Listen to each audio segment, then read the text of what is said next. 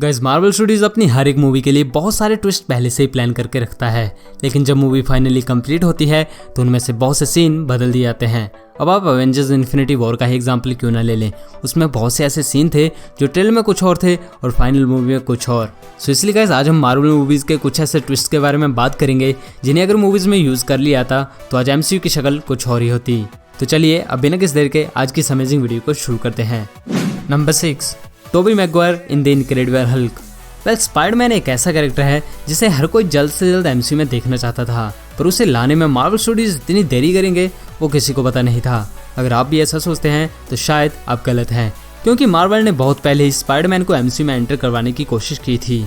दरअसल the Incredible Hulk के time Tobey Maguire का एक कैमियो मूवी में प्लान किया गया था, लेकिन जब मूवी के डायरेक्टर लुइस ने सोनी से इस बारे में बात की तो उन्होंने ऐसा करने से साफ मना कर दिया। इसलिए MCU में स्पाइडरमैन को देखने के लिए हमें कैप्टन अमेरिका सिविल वॉर तक वेट करना पड़ा। नंबर 5, कैप्टन अमेरिका का पुराना कैमियो। MCU की शुरुआत से ही मार्वल स्टूडियोज एवेंजर्स जैसी मूवी बनाने की प्लानिंग कर रहे थे, इसलिए उनकी हर एक मूवी में आने वाले सुपर हीरोज के छोटे छोटे ईस्टर एग और कैमियो रखे जाते रहे हैं, और ऐसा ही एक ईस्टर एग कैप्टन अमेरिका के लिए द इनक्रेडिबल हल्क मूवी में भी रखा गया था।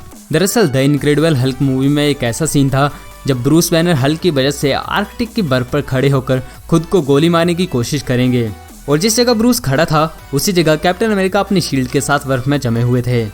नंबर 4, बीटा रे बिल इन थॉर रैग्नारोक। थॉर रैग्नारोक एक अच्छी मूवी थी और इसे अच्छा बनाया था थॉर और हल्क की टीम ने, लेकिन मार्वल स्टूडियोज एक और कैरेक्टर को इस टीम में जोड़ना चाहते थे और वो कोई और नहीं बीटा रे बिल था। दरअसल सकार प्लेनेट पर जो फाइट हल्क और थॉर के बीच में हुई थी उसमें हल्क की जगह बीटा रे बिल होने वाला था, लेकिन मार्वल ने इस प्लान को ड्रॉप कर दिया क्योंकि बीटा रे बिल एक काफ़ी बड़ा कैरेक्टर है जिसे सिर्फ एक छोटी सी फाइट में पहली बार इंट्रोड्यूस कर देना उसके लिए काफ़ी नाइंसाफ़ी होती। पर आप ये मानकर चल सकते हैं कि बेशक थॉर रैग्नारोक में बीटा रे बिल हमें नहीं दिखा हो, लेकिन मार्वल की आने वाली किसी और मूवी में शायद वो हमें दिख जाए। Number 3, quantum realm city in Antman and the Wasp. Janet van Dyne पूरे 30 साल तक क्वांटम रेल्म में फंसी रही, और जब हैंक पिम ने उन्हें वहां से बाहर निकाला तो वो काफ़ी बदल चुकी थी। इतना बदल चुकी थी कि उन्हें सुपर पावर्स मिली और साथ ही उनके कपड़े भी बदल चुके थे। सुपर पावर्स मिलने का फंडा तो समझ में आ जाता है, पर कपड़े चेंज हो जाना वो भी क्वांटम रेल्म में, वो थोड़ा अजीब था। और इसी अजीब बात ने बहुत सारी थ्योरीज को जन्म भी दिया, जैसे कि क्वांटम रेल्म में एक सिविलाइजेशन का होना। पर ये सिर्फ एक थ्योरी नहीं है, क्योंकि मार्वल स्टूडियोज ने ये सच में प्लान किया था कि वो क्वांटम रेल्म में एक सिटी को शो करेंगे, ताकि ये एक्सप्लेन किया जा सके कि कैसे जेनेट क्वांटम रेल्म में पूरे 30 साल तक सर्वाइव कर पाई। हालांकि इस आइडिया को ड्रॉप कर दिया गया क्योंकि मूवी में ये सब दिखाने का टाइम था नहीं, और ऊपर से मार्वल स्टूडियोज पूरा फोकस जेनेट और उसकी पर्सनल लाइफ पर करना चाहते थे। तो अब आप ये पक्का मानकर चल सकते हैं कि क्वांटम रेल्म में एक सिविलाइजेशन सच में एग्जिस्ट करती है, बट अभी तक हमें उसे शो नहीं किया गया है। Number 2, Hela in Thor the Dark World. Hela MCU की सबसे पावरफुल विलेंस में से एक है, और उसी की वजह से हमें थंडर गॉड थॉर की असली पावर दिख पाई थी।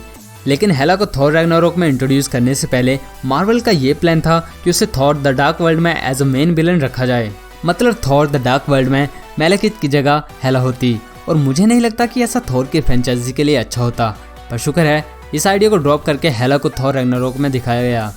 Number 1, Tony versus Howard Stark.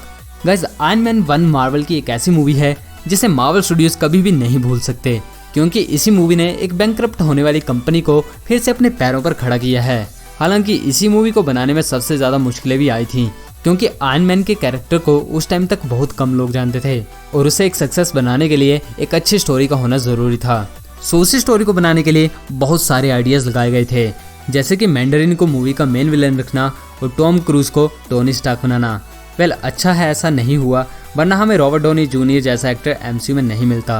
पर सबसे इंटरेस्टिंग बात ये थी कि उसी मूवी में हमें हॉवर्ड स्टार्क और टोनी स्टार्क एक दूसरे के खिलाफ भी नजर आते। हालांकि मार्वल ने बाद में ऐसा नहीं किया। और गाइस अब एक bonus fact, doctor strange movie में मेन विलन डोरमामू नहीं बल्कि नाइटमेयर होने वाला था, लेकिन केविन फाइगी ने डॉक्टर स्ट्रेंज मूवी के डायरेक्टर स्कॉट डेरिक्सन को ऐसा करने से रोक दिया, क्योंकि उनके दिमाग में MCU के लिए कुछ और ही फ्यूचर प्लान थे। तो गाइस आज की वीडियो यहीं पर खत्म होती है। अगर आपको ये अच्छी लगी हो तो इसे लाइक, शेयर और चैनल को सब्सक्राइब करना बिल्कुल मत भूलिएगा, और सुपर हीरो कॉमिक्स को फेसबुक और इंस्टाग्राम पर फॉलो नहीं किया तो फॉलो जरूर कर लें, लिंक आपको डिस्क्रिप्शन में मिल जाएंगे। अब मिलते हैं मेरे नेक्स्ट वीडियो में, तब तक के लिए thank you and good bye.